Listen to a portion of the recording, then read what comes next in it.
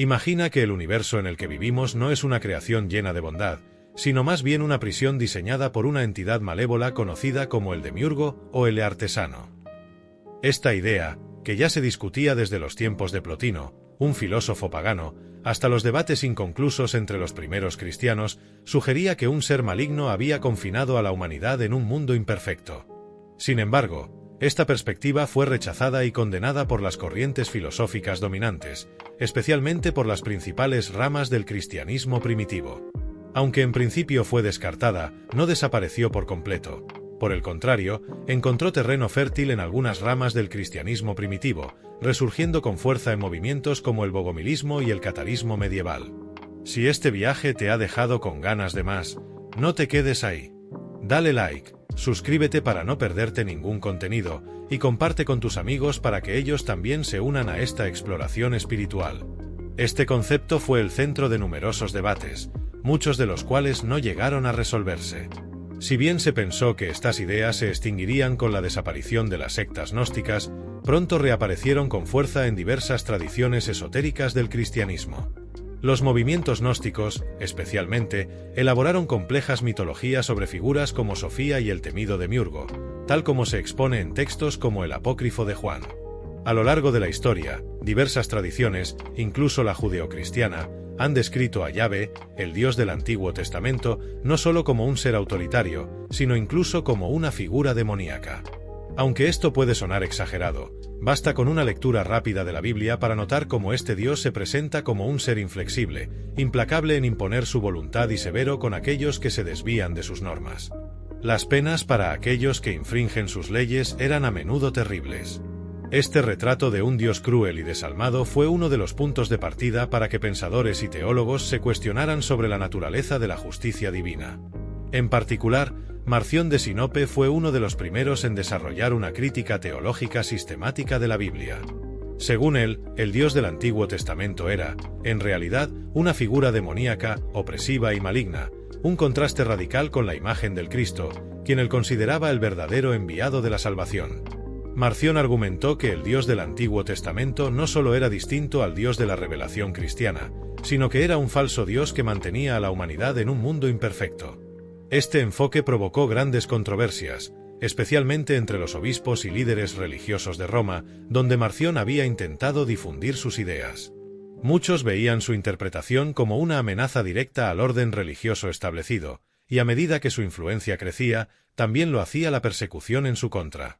A pesar de las dificultades, Marción no abandonó su lucha teológica. Se trasladó a Asia Menor, donde continuó trabajando en su crítica al cristianismo y propagando sus ideas sobre un Dios tiránico, la maldad inherente al mundo material y la salvación a través de un Dios distinto, el verdadero Dios del amor y la redención. Marción, que posiblemente provenía de una familia religiosa, fue educado en las enseñanzas tradicionales de la Iglesia. Sin embargo, a medida que maduraba, comenzó a cuestionar las creencias que le habían inculcado, lo que lo llevó a desarrollar una teología completamente diferente. Aunque siempre defendió la validez de las Escrituras, Marción insistió en que el Dios descrito en el Antiguo Testamento no era el mismo que el de Cristo, sino una figura completamente distinta. Para él, el Dios del Antiguo Testamento era cruel y egocéntrico, un Dios que mantenía a la humanidad atrapada en un mundo imperfecto y lleno de sufrimiento. Lo que Marción propuso fue una visión radicalmente diferente del cristianismo, que no solo se apartaba de las enseñanzas oficiales, sino que también ponía en tela de juicio la idea de un Dios benevolente. Este contraste con el cristianismo oficial fue lo que alimentó su exilio y la marginación de sus ideas. Sin embargo, las semillas que sembró no desaparecieron. A través del marcionismo, sus creencias influirían en muchos movimientos posteriores, especialmente aquellos ligados al gnosticismo.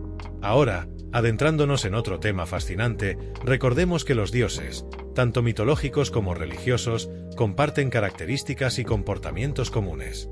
Por ejemplo, los centauros, que no son divinidades en sí mismas, representan una mezcla de lo humano y lo animal, lo racional y lo instintivo, lo cual refleja los deseos y contradicciones humanas. Aunque a menudo se les describe como seres salvajes y violentos, también había entre ellos figuras como Quirón, que destacó por su sabiduría y capacidad para enseñar, lo que nos lleva a pensar sobre cómo la moral y la educación influyen en la humanidad. Esto nos lleva a una comparación interesante entre el Demiurgo y Zeus. Ambos son figuras de poder absoluto, cuyo control sobre su dominio es incuestionable.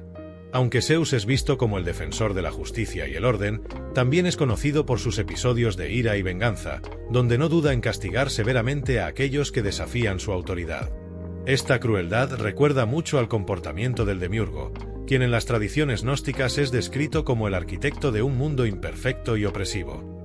La historia de Prometeo es un ejemplo claro del lado tiránico de Zeus. Este titán, que robó el fuego para entregárselo a la humanidad, fue castigado severamente por Zeus, quien lo condenó a una tortura eterna. Este castigo es muy similar a la forma en que el demiurgo, en el gnosticismo, aprisiona las almas humanas en cuerpos físicos y las mantiene alejadas de la verdadera luz espiritual. Ambas figuras, Zeus y el demiurgo, muestran una actitud implacable, dispuestas a usar el poder para imponer su voluntad sin importar el sufrimiento que causen a otros. Son maestros del engaño y la manipulación, utilizando su poder para mantener el control sobre sus dominios y asegurarse de que no haya desafíos a su autoridad.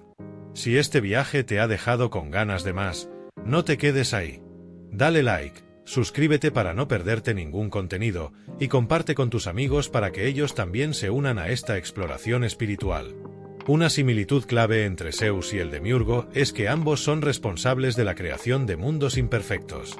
Aunque Zeus no crea el cosmos en la mitología griega, es el encargado de mantener el orden, a menudo provocando sufrimiento a través de guerras y desastres naturales.